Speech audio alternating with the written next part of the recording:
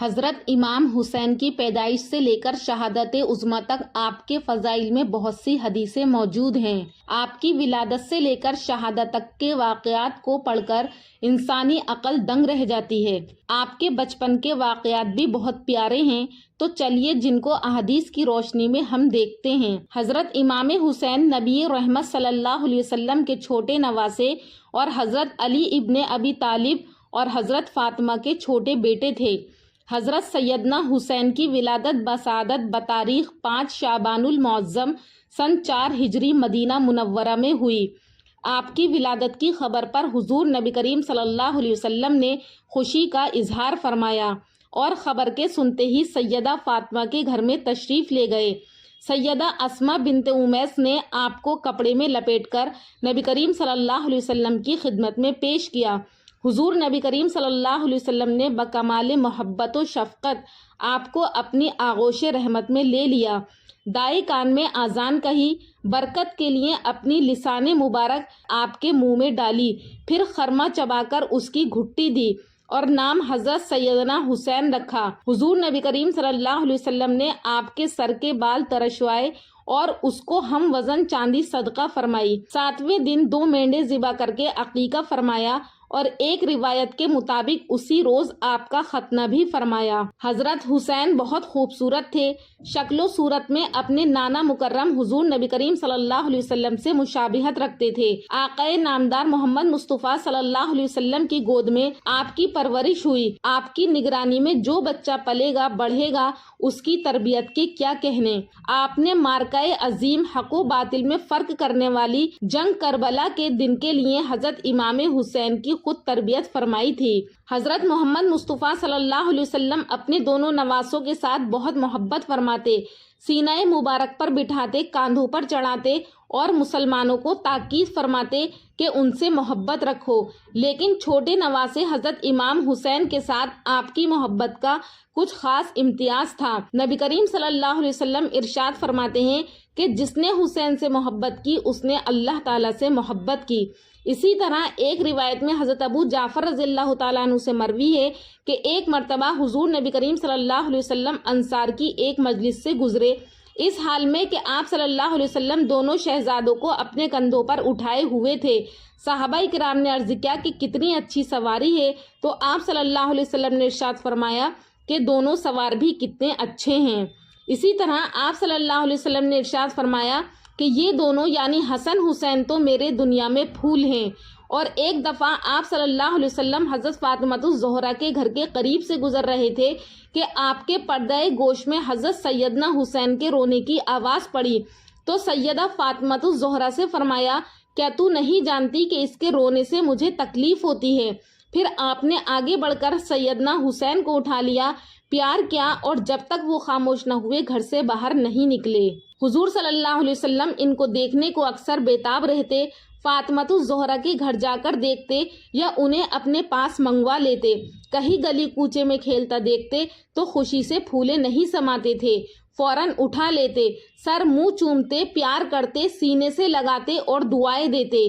ایک دفعہ حضرت انس رضی اللہ تعالیٰ عنہ نے نبی کریم صلی اللہ علیہ وسلم سے عرض کیا کہ یا رسول اللہ، اہل بیت میں آپ کس کو زیادہ محبوب رکھتے ہیں؟ تو آپ صلی اللہ علیہ وسلم نے فرمایا کہ اولاد میں فاطمہ الزہرا کو اور اولاد کی اولاد میں حسن اور حسین کو۔ حضرت اسامہ بن زید فرماتے ہیں کہ ایک رات میں نبی کریم صلی اللہ علیہ وسلم کے دولت کدے پر حاضر ہوا اور دروازے پر دستک دی، تو نبی کریم صلی اللہ علیہ وسلم باہر تشریف لائے تو آپ صلی اللہ علیہ وسلم نے کسی چیز پر چادر لپیٹی ہوئی تھی۔ میں نے عرض کیا کہ حضور صلی اللہ علیہ وسلم نے کس چیز کو لپیٹ رکھا ہے؟ تو آپ صلی اللہ علیہ وسلم نے چادر اٹھا دی تو 2 خوبصورت بچے حسن اور حسین رضی اللہ تعالیٰ عنہ آپ کے پہلوؤں سے لگے ہوئے تھے۔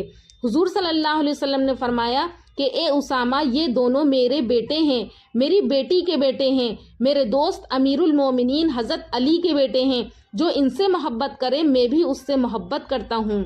حضرت ابو ہریرہ فرماتے ہیں کہ ایک بار آپ صلی اللہ علیہ وسلم تشریف لائے تو آپ صلی اللہ علیہ وسلم کے ایک کندھے مبارک پر حضرت حسن اور دوسرے پر حضرت حسین تھے۔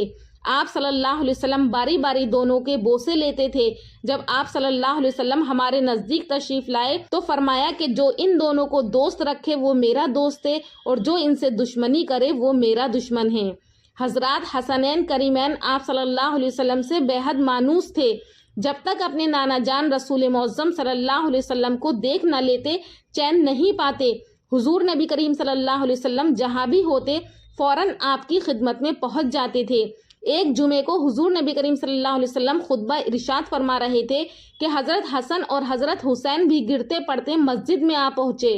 آپ صلی اللہ علیہ وسلم نے انہیں دیکھا تو محبت غالب آ گئی، فوراً ممبر سے اترے اور دونوں یعنی حضرت حسن اور حسین کو اٹھا کر اپنے ساتھ ممبر پر بٹھا لیا۔ ایک روز حضور صلی اللہ علیہ وسلم حضرت حسن اور حضرت حسین کو مسجد میں لے گئے اور ان کو الگ بٹھا کر نماز پڑھنے لگے۔ جب حضور صلی اللہ علیہ وسلم سجدے میں گئے تو حضرت حسین اپنی جگہ سے اٹھے اور نانا جان یعنی رسول مکرم صلی اللہ علیہ وسلم کی پیٹھ پر سوار ہو گئے، اور آپ صلی اللہ علیہ وسلم نے اس وقت تک سر نہ اٹھایا جب تک وہ پشت مبارک سے خود نہ اتر گئے۔ اسی طرح ایک مرتبہ حضور اقدس صلی اللہ علیہ وسلم نماز میں مصروف تھے، حضرت سیدنا حسین تشریف لائے، اور جب آپ صلی اللہ علیہ وسلم سجدے میں گئے تو آپ صلی اللہ علیہ وسلم کی گردن مبارک سے لپٹ گئے۔ آپ نے تھوڑی دیر توقف فرمایا، مگر جب تک حضرت سیدنا حسین علیحدہ نہ ہوئے تو ایک ہاتھ کے ساتھ انہیں پکڑے رکھا تاکہ گر نہ جائیں، اور اسی طرح ان کو پکڑے ہوئے قیام و رکوع فرماتے رہے، اور حضرت سیدنا حسین اپنے ہمجولیوں کے ساتھ کھیل کود کرتے۔ عرب کے بچے کبڈی کی قسم کا ایک کھیل کھیلتے تھے جسے عاقب یا عقاب کہتے ہیں۔ آپ بھی اس کھیل میں شریک ہوتے، بھاگ دوڑ میں حصہ لیتے۔ ایک بار دو لڑکوں کا بھاگ دوڑ میں مقابلہ کر رہے تھے کہ حضرت علی نے روک لیا۔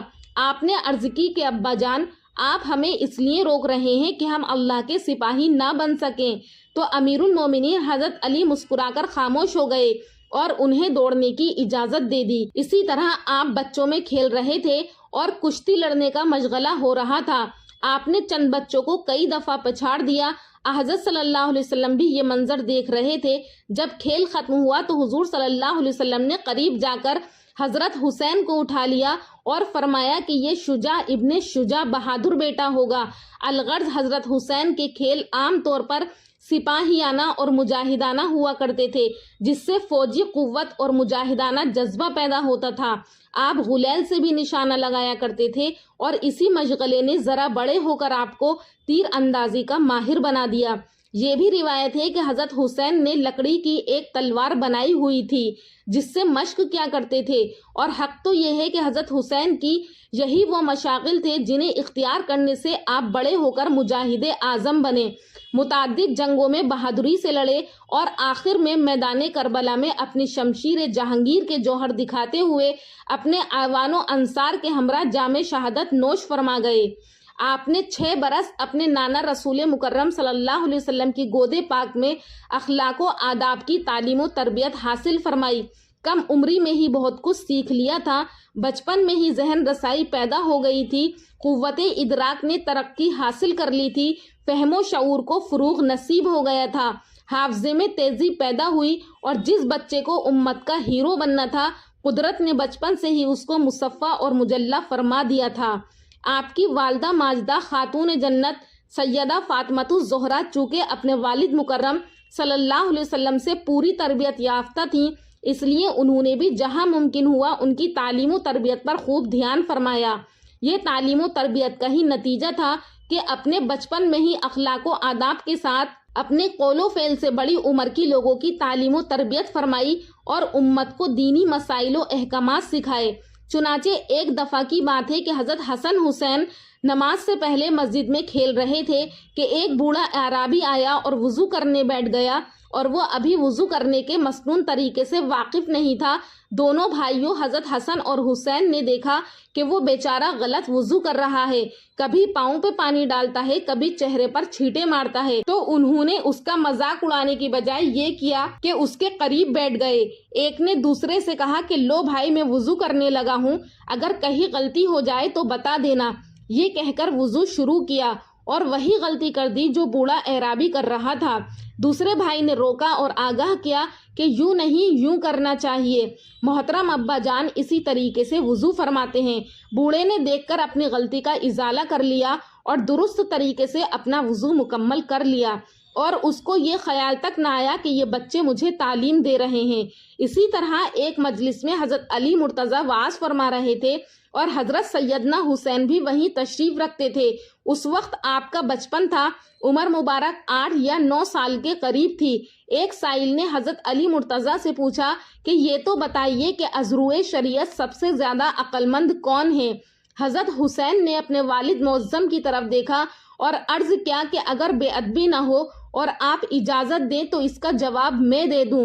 حضرت علی مرتضیٰ نے مسکرا کر اجازت دے دی۔